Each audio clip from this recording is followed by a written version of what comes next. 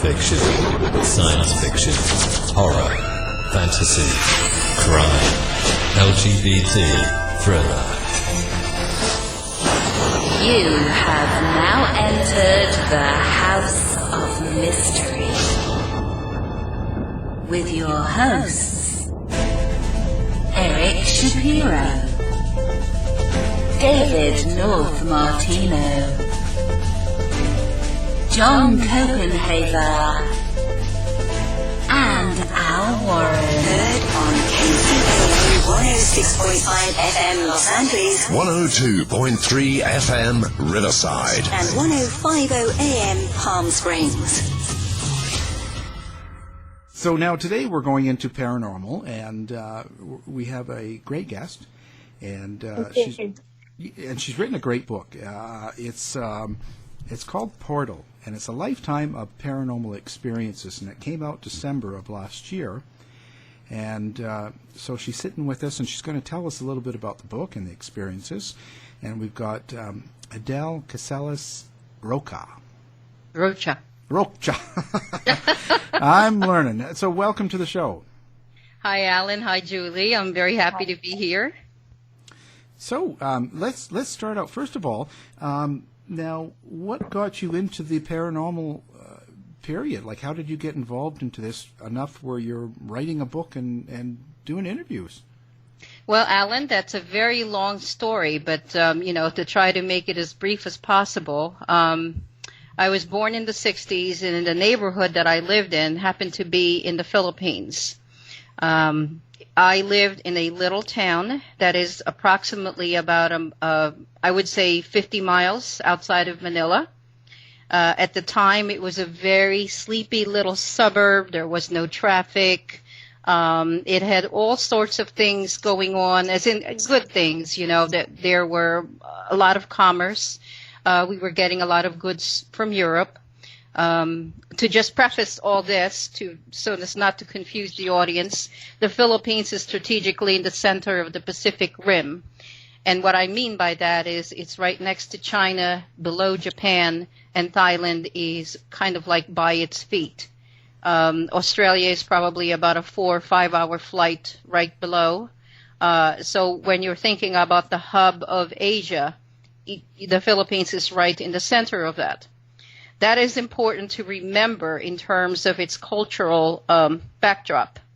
The Philippines was occupied by the Spanish from Spain for 400 years. At that point, there was a lot of commerce coming from Europe.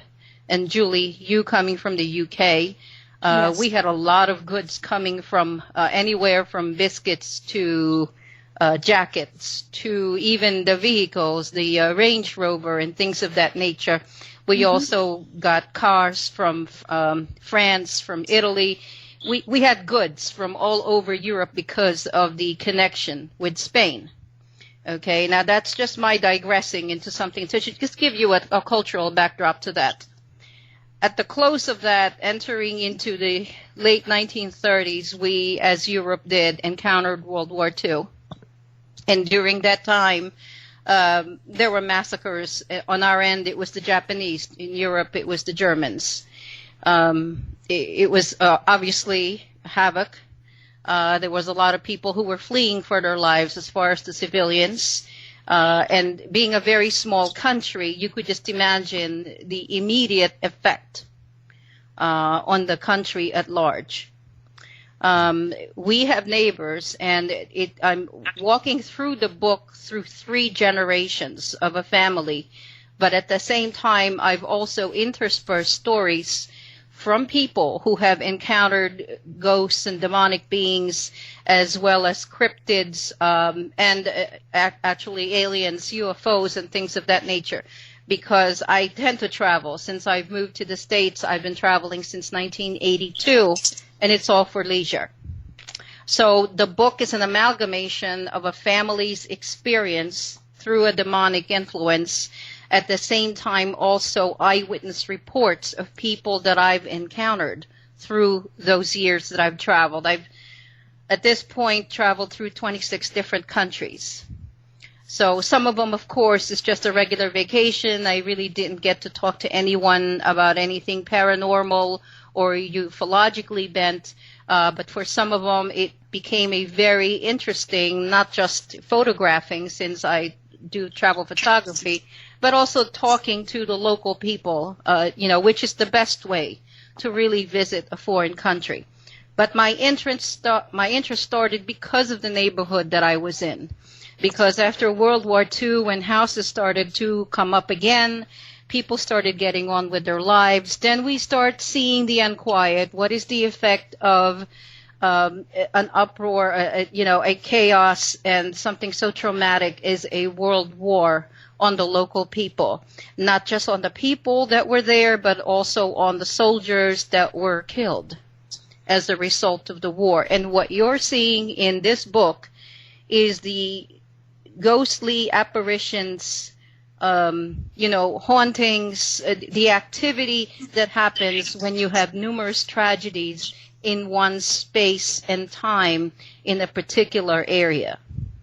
Do you find, coming from the Philippines, how is the paranormal perceived over there, and ghosts and all that? How do they accept it or not accept it, or how is it compared to, let's say, the U.S. or Canada or England or something? I think that in terms of cultural understanding, it probably is closest to the way England accepts it or sees it. Because we're also an old country. For instance, the U.S. is only about 200 some odd years. I know it's been through a civil war, but it's never been through a war that is of such a large magnitude that it would lose millions of people. And so what happens is when you create havoc of such a scale that it is so evil, the aftermath never leaves you. And with the Filipino people, because they are 99.9% Roman Catholic, they accept the existence of ghosts. They accept, because they see them, they encounter them a lot. In the houses they reside in, there are homes there that were built in the 1700s and were left standing, and, some were renovated, still lived in. People rarely move to different areas. So generations of families lived in the same house and have seen a lot of things. So they do accept it. They know it's real when they talk about demonic or ghostly influence. What they're not so accepting of is if it's something like, from a different planet, for example, a humanoid or an alien. That one is a little bit more different because they haven't had as many encounters of that, or at least their interpretation is not that it's alien. Their interpretation usually is that whatever it is, if it's bad, it's a, demonic infestation. If it's good, maybe it is an angel or even God. So Adele, the book's about really your family and your journey and your understanding of different cultures and beliefs and people's experiences. It is to an extent my family. It's also a lot of stories that come from me, from people that I have talked to and encountered just by being there at the right place and the right time. I think it's interesting that somehow when you are interested in something in particular, like attracts like, and so the people who have the same or similar experience are drawn to you because they know you will be more accepting of what they have to tell you. You're going to be less critical and more open about it. And they're seeking answers. They're seeking to understand that they're heard and that maybe there's an explanation for why, or whatever it is that they saw. And do you think that, I suppose, at what point in your journeys, in your travels, did you fully believe in the existence of the paranormal? And what elements of the paranormal did you first believe in? So, was your first early experiences and validations around ghost apparitions, or was it more about UFOs or Bigfoot, or where was your real kind of first anchoring into your belief system? Julie, I would have to say that because I have been exposed to ghosts and homes that are infested by demonic beings and, all of those things that we can't explain that are uncanny, it would have to be those first. The UFOs came later. I think I was about probably 13 or 14 years old. I was actually already here in the U.S. When a story came my way about an elderly woman who actually saw a UFO over the roof of their house. And because I was open already to the alternate reality theories and have an understanding that not everything we see, feel, or hear is the only reality, I was receptive to that. But I didn't really completely get immersed in ufology until I actually, probably about a couple of years before I joined MUFON. And what was your early experiences with UFOs that led you to believe that? I think that a lot of it, Julie, has to do with whether I wanted to believe that they were from another world, because I refuse to. I cannot believe we're the only ones here. I cannot believe So when you look at that, the panoply of life that is out there and how large and immense the universe is, I just cannot understand why people feel we're the only ones here that have populated this planet. There must be other life forms, not just in this solar system, but in other galaxies.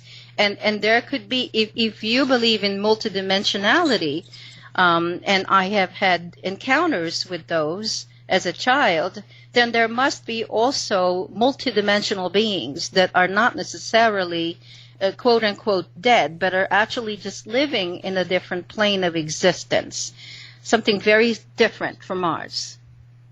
Okay, so that's interesting. So I need to take you back, Adele. So thinking about that extra-dimensional and the possibility of our extra-dimensional existences, parallel universes, and those kind of theoretical explanations for many things, deja vu, apparitions, life journeys.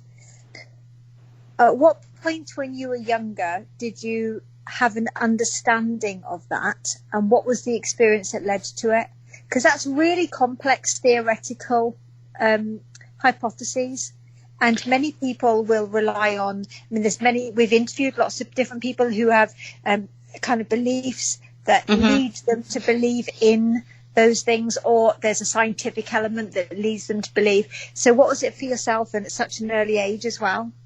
Okay, so I'm going to be a little bit more concrete and more transparent. Okay. I've only done this with only one other radio show, and this was back probably about a year ago. Because we are primarily talking to the West Coast, I will say this, and I know that people are very open-minded out there. I was probably about 2 years old when we started to realize that we were living in an infested apartment.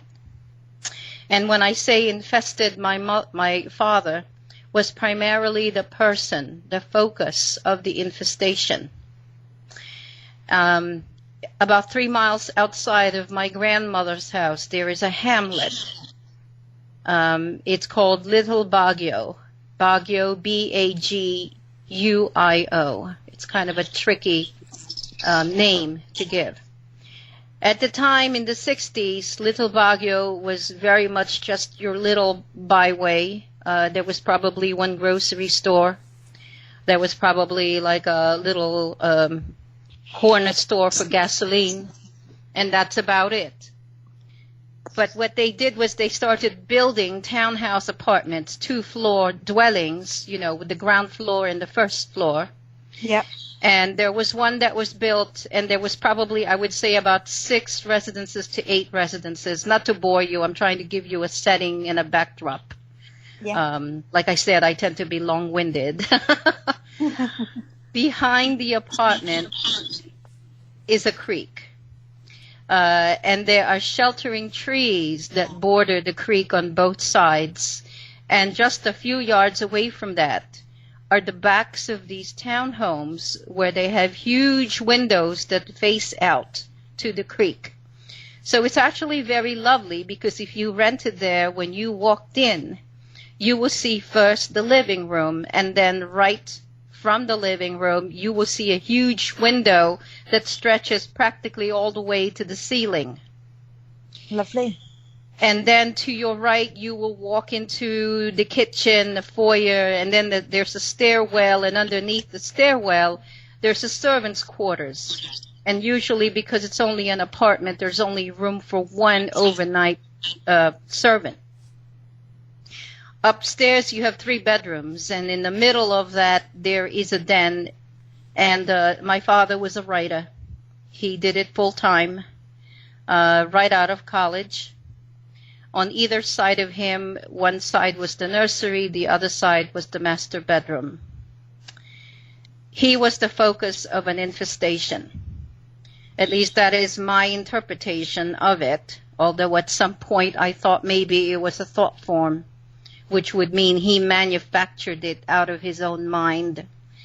But no one else believes that but me. So can you just explain to our UK listeners what you mean by infestation? Because that's not that's not a term that we would normally use here in the UK in paranormal. Okay. So when I talk about someone who is in the stages of possession, there's usually 3 phases of that, and I'm not an authority by any means. This is only through books that I have read. And please, I stand corrected. If you know better, please do tell me. My father was a very depressed man. He had been depressed for a while. No one really knows the nature of where that began. A lot of people felt that it began because of this being or this entity that kept visiting him at nightfall. It got to the point where it was influencing his mind, his mood, so that he became more progressively depressed. He got to the point where his writing was affected. He was writing a lot of poetry, and it turned very dark.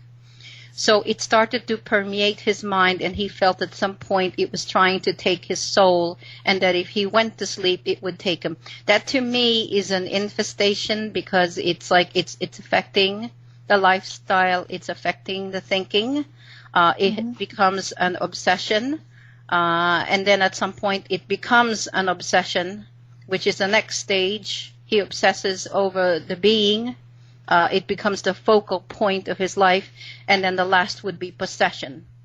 Hopefully we never got to possession. I don't think we did. But during the time that he was in residence in the apartment, I was the infant next door. Okay. So, I'm getting my head around this. Okay, Julie. So you would have been experiencing the dynamics in the family home around this possession. And at what age were you told about this as being an infestation or a possession, as opposed to dad's not well because he's got a mental health or a depressive episode? Or at what point were you introduced to that as a concept? It's interesting how it evolved, Julie, because I did not even know that he had passed away. Right. Okay. Months and several months into it, and from the book how he passed. Yes. He apparently would not be admitted to the Roman Catholic Church because the priest felt, because of the cause of his death, that he could not be interred there or viewed there, and he could not be buried on holy ground. This is just the idea, of the culture, because of the demonic influence, and that is what the priest called it. Who told me finally and sat down with me, I did not know until I was close to 4 years old. But the interesting part about it is all this time, when people were couching their words around me very, very carefully, I knew exactly what had happened to him. Okay. And I can't explain how I know.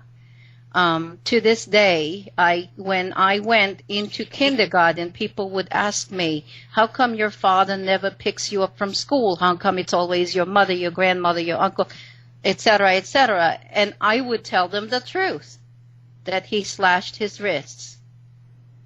I told them the truth. And no one ever told me that until finally I was in first grade. And one of the parents called my mother and said, do you know your daughter is friends with mine? And she's been telling her this is what happened to her father. Very powerful. So my mother was appalled. I came home from school to find she was there in the living room sitting with my grandmother and the rest of the family. I walked in and I thought maybe someone else had passed away because they just had a look on their face. And my grandmother approached me and she asked me, you know, your friend, her mother called us and told us what you have been telling her. And I turned white as a sheet and all the hair started standing on my arms. And my grandmother said, you know, he had emphysema. So they still did not tell me. So, Julie, I will tell you when I finally had verification. And this is the first time I'm going to tell this on the air. Are you ready for it? We are. You don't sound ready. Yeah, no. Okay. I'm intrigued. Okay, so this is fascinating. So, Julie, when I went to college and I stayed in the U.S., okay, we emigrated to the U.S., I went to a college, and then I think I was 17 at the time. My mother, who was still a widow, she had not remarried, she said, I think it's time to go home and visit. So we jumped on the plane, you know, it was a 21-hour flight, but, you know, overnights, and you know how that is. And then I get there, and my father's grandfather invites us for dinner. And this is the home they'd been living in where the children were raised, where my father still has his bedroom. So we get there around, we eat late. Around 7 we were there. And my mother was with me, and my father's brother, who was very close to him at that point, was married, and his wife was there. I'd never met his wife before. So we were sitting in the huge dining area. There were 11 children. My father's family had 11 children. So picture this huge, long dining room, and the servants are running all over the place because they had not been told there was going to be guests for dinner, and they're over in the pantry and killing chickens and the whole mayhem. Meanwhile, my aunt-in-law, okay, my father's brother's wife that I had not met, shut the door so we could have some privacy. And then we sat down at this huge table, and she proceeded to take out some photographs. Bear with me. As she is leaving through the photographs, she comes upon a piece of paper. And this is in the book. She takes the paper and puts it right in front of me, with my mother sitting on the one side, the grandfather sitting on the other, keenly watching my face. And she says, oh, by the way, she said, I found your father's death certificate. Here it is. I think you should have it. Wow. I looked down on it, Julie. Julie, I'm telling you the truth. I am telling you the truth. I looked down on it, and it was exactly as I envisioned. How did you make sense of that? Okay, so let me tell you what happened in the next few seconds. After it all came together, that all those years since I was a young child, I had known. We were sitting in a huge room. One side had all windows. They were all shut. They were shut because we didn't want the mosquitoes. We didn't want, flies. We were preparing for dinner. Suddenly, All the hairs on the back of my head started to stand. My arms, I was shivering. The room temperature plummeted. And then all the windows opened simultaneously, and about 1 million cockroaches assailed the room. Oh. So we all stood up, and the servants came in with brooms and fly swatters, trying to get rid of whatever this was that just suddenly came in. That's horrid. And we were running up the stairs to the second floor to get away from them. They were swatting them, hitting them on the floor. Some of the food had already been brought out. It was still covered. They took the food away. And then suddenly, as fast as it began, they all disappeared. Just spontaneously disappeared. And what was the reaction of your family?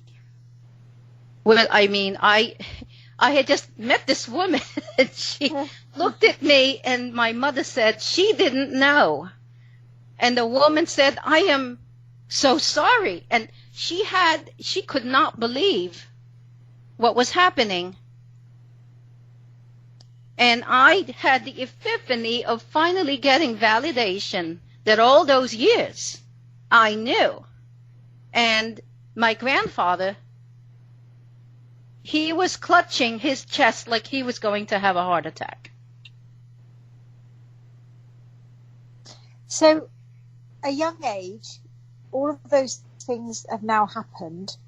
Mm-hmm. How did you still make sense of that? Because as a young person, that is, on the one hand, it's an amazing experience, and on the other hand, that's very scary. Oh, yes. So how did you, and with the support of your family, make sense of it for you to be able to then go further into your adolescence and explore more about the paranormal? I didn't have much family support.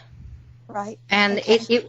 it was one of those things, and the style of my family is to kind of sweep it under the rug.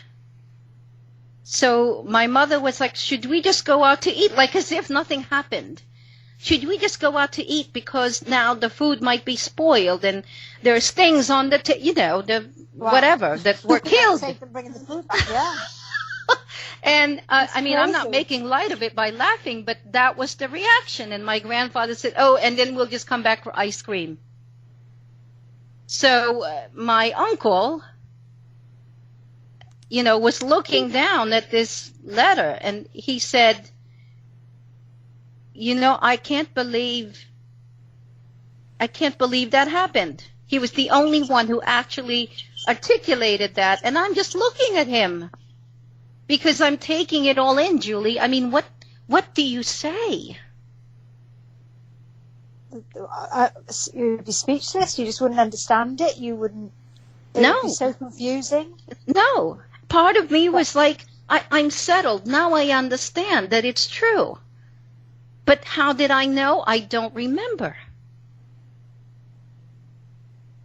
Was there anything else around that time that made you feel that the reaction, the windows opening, the change of temperature? Did you feel like your dad was there? Sometimes I do believe that he is. I will tell you an instance when I think I was about maybe 6 at the time. I was in my grandmother's nursery because, after he passed away, my mother and I moved to my grandmother's house. And that house itself had a lot of spirits, and they're not positive. I was in the nursery alone, and all these things happen at nightfall. Okay, so, the light is protection, obviously, and a lot of noise is protection. At night, it's silent and it's dark. And I was sitting by the windowsill, and I could have sworn that right outside he was out there. But he is not accompanied by anything positive. It's always a sense of dread. what do you think the purpose of that would be? Because I for one, and I'm totally respectful of your views and your beliefs, as I am Sure. anybody. Yeah. But I am really reserved and hesitant when we talk about demonic beings and evil encounters and the feeling of dread, and after having many experiences over many years, I have never felt to be in a position that I'm not able to control or be out of. So having not had that type of experience personally, I struggle to understand it. So what would be the purpose of a man that you loved coming back with that feeling of dread to his child? And Julie, I don't know. The only thing I wonder about is because the grief on my mother's end is unresolved. The family has never openly talked about him.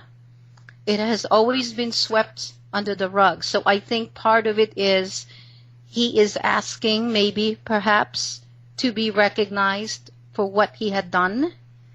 But he is also telling us that maybe he's not in a good place because of what he chose to do, that he gave in to whatever it was. That's the only thing I can think of. I mean, of course, I welcome other explanations.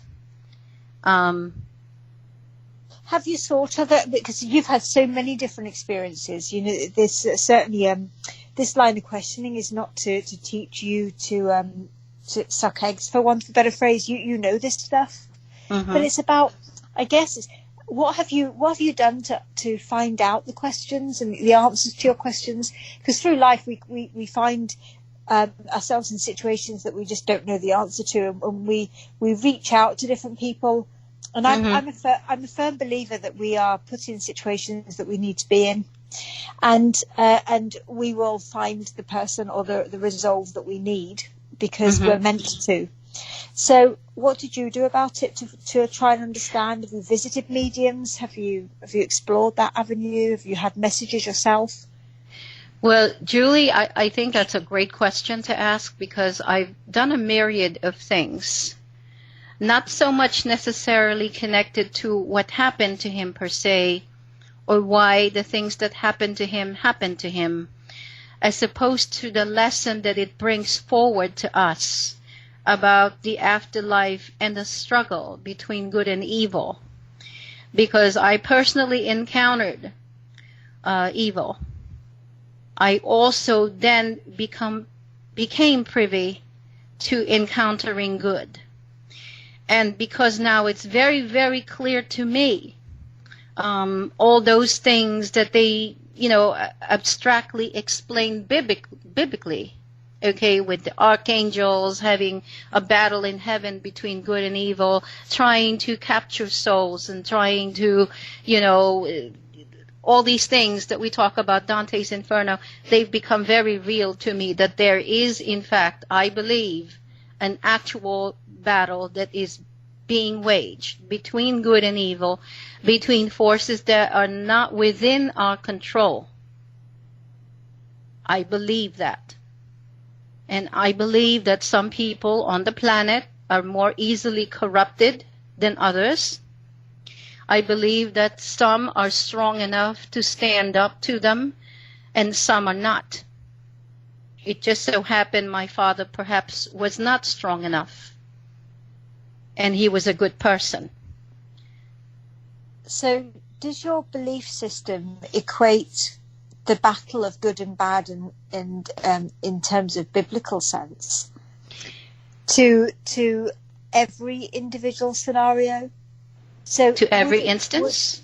Yeah, because would it not be conceivable that I mean, if I looked at it in a totally different way, and forgive me, because again, I mean absolutely no malice whatsoever, but if we're thinking your father was troubled and he felt that actually things had come to a head and he wasn't able to control and live life in the way that he wanted to anymore, and so could not continue, would that have to be a battle between good and bad? Or is that just about somebody who's not able to cope in that moment? There's two different theories about that. Mm. And I was trained actually as a therapist. Yeah. So we have conflicting points of view. And of course, my bend does not deny the religious underpinnings of someone's illness. Mm-hmm. When someone is troubled and someone feels a conflict between what they want and what is happening to them. Yeah. I always give it two reasons. One is a spiritual challenge for them to be able to find the meaning in the message, to be able to reconcile why something, a situation, is producing stress and conflict. The other one is just maybe making the right choices in order to reconcile the conflict. So one is more ephemeral and the other one is more practical.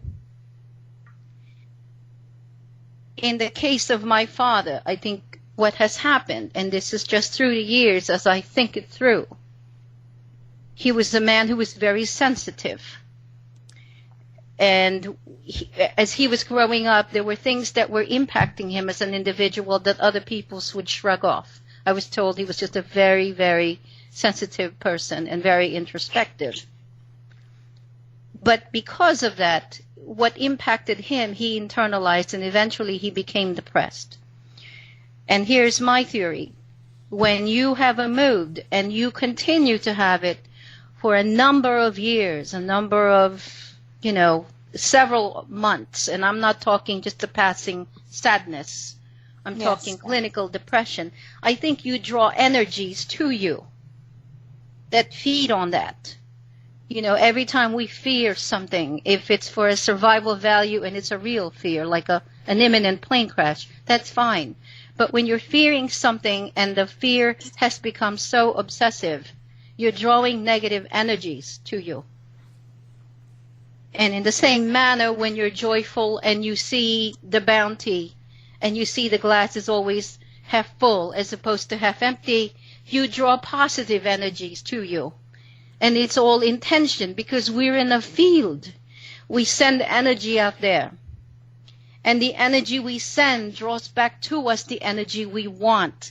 Like, I want you to ask these questions, and now you're asking them, Julie. Because I sent the energy. And Alan contacted me. I mean, there are some things, of course, it was just an email, etc., etc. But there's nothing coincidental, you see. That's my belief. It's that, if we put that in very much layman's terms and back to basics, it's smile and the world will smile with you. Right. And if you don't, it won't. And I think, so trying to understand from those early days, you've had this experience, you've understood that you've got it. There's been some sort of communication that's helped you understand your father's passing without you being told that formally in the physical sense. Yes. How did you then progress that? Have you thought about progressing that as a gift, so you were able to communicate at some level with something to understand that, or was Go on. Sorry.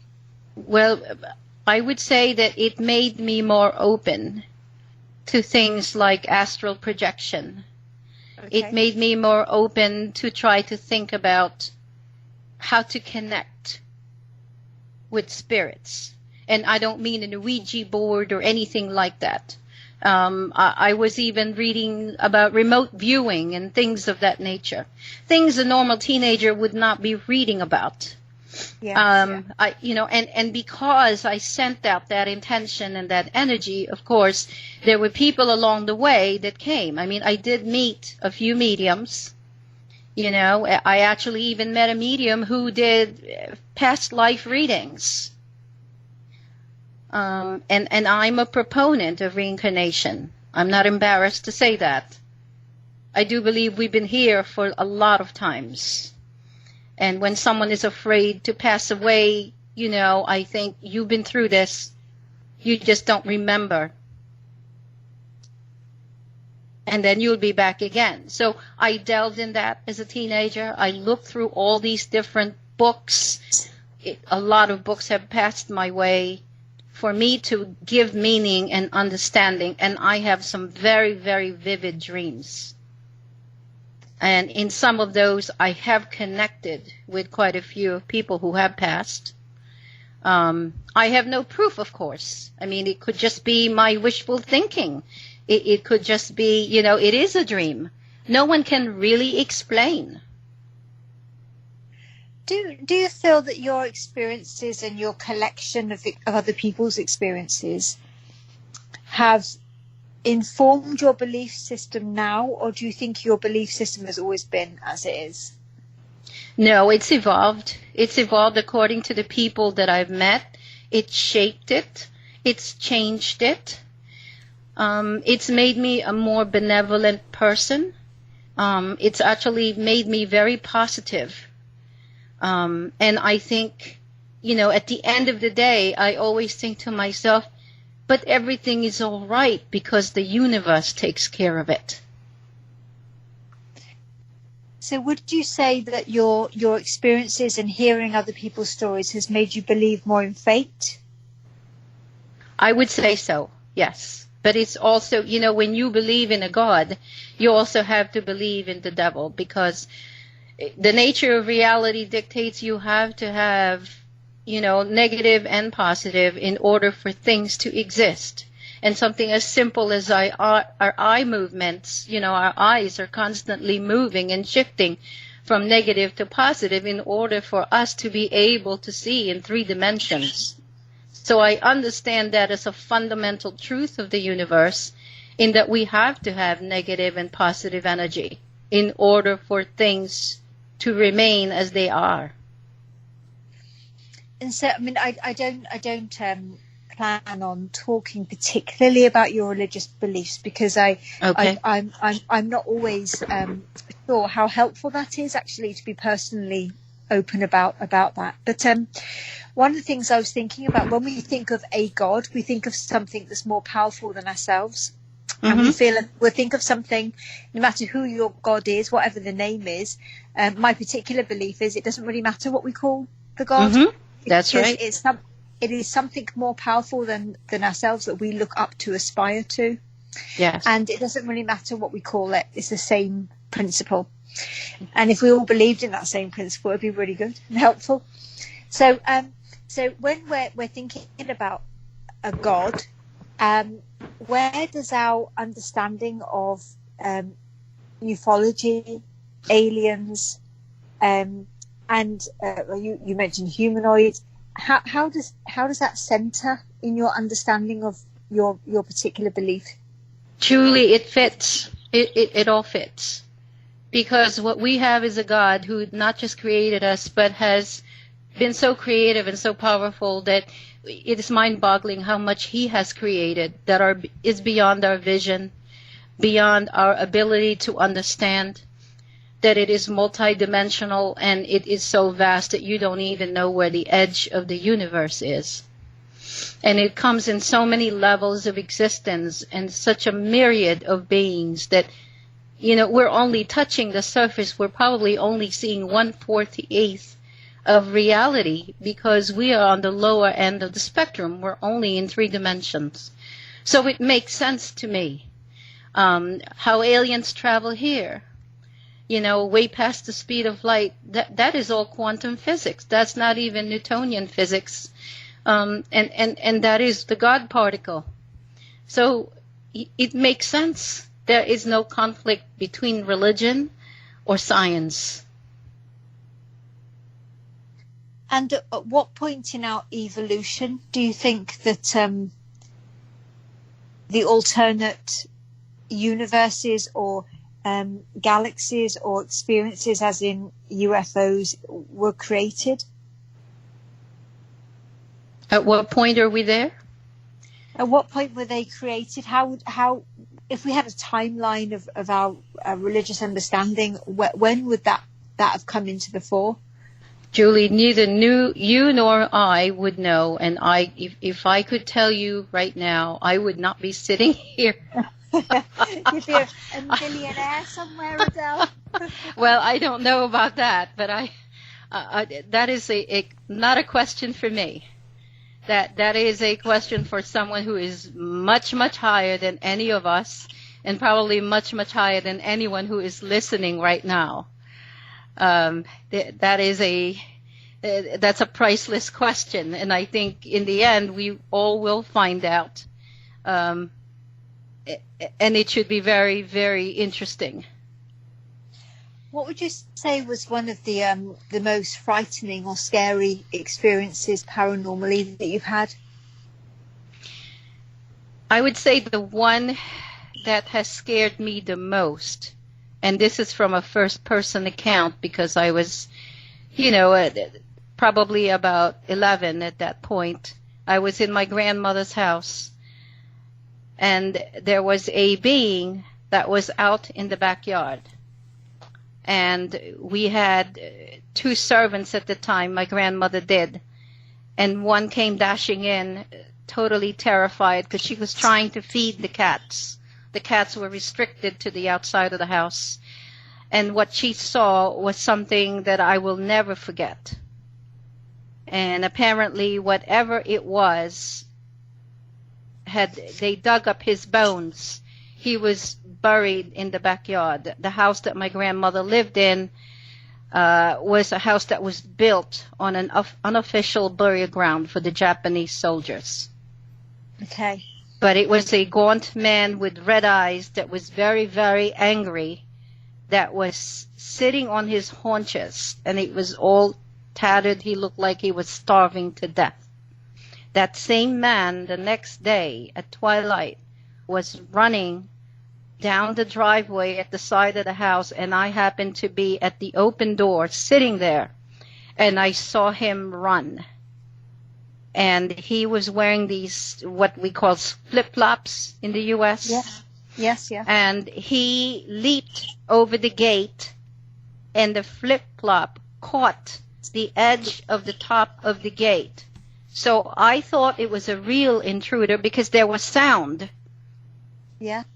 Well, my uncle was right outside the gate, and it would have leaped over his head. He would not have missed it. He didn't see anything. He didn't hear anything. I was the only one. And although that was something that's unnerved you because you automatically knew that it wasn't in the flesh, it wasn't in our existence, was there anything that, any interaction with him that made you fear? It was more visceral. I mean, Okay. I knew that it was not of this world. I was taken aback that it actually was able to make a sound because the slipper hit the gate. So the first instinct I had was to stand up and say, I think there was a man that was running from the back to the front. Of course. And my grandmother said, was he wearing white, like some kind of a long T-shirt that was tattered? I said, yes. Was he really thin, like he had starved? I said, yes. Was his hair cut really, really short? There were marks on it, like he had some kind of disease, I guess. And I said, yes. And she says, oh, yeah, he usually passes by here once a week like that. And then I knew. Wow, guys. It's been a great conversation. Now, we're getting close to the end. Adele, do you have contact information or a website or something people can find you on? Well, I can be found on Twitter, and it's the name of my dogs, @Fox and Rosanna, N as in and Nancy, Rosanna, ROSANNA. I can also be found on Facebook under my name and under Instagram under my name. Okay. And, of course, the book is available on Amazon and all bookstores. We will have that on our website. And, so anybody wants to find out more, if they're listening to the show, one click will get you the book. Adele, it's been really, really interesting. Any last words before we go? No, basically the book is available on Amazon, as you mentioned. It is on Kindle and paperback. I'm in the process of actually collecting more stories from other people, and I plan to get some stories from overseas as well, and that should hopefully, be in publication next year. Fantastic. Again, the book we're talking about is Portal. It's a lifetime of paranormal experiences, and like I said, it's right on our website, one click. Thanks again, Adele. Thank you. Thanks, Adele. To find out more about our show, guests, or to listen to past shows from our archive, please go to www.houseofmysteryradio.com. Show's over for now. Was it as good for you as it was for me? Well, good night. This has been a production of Something Weird Media. I'll be back.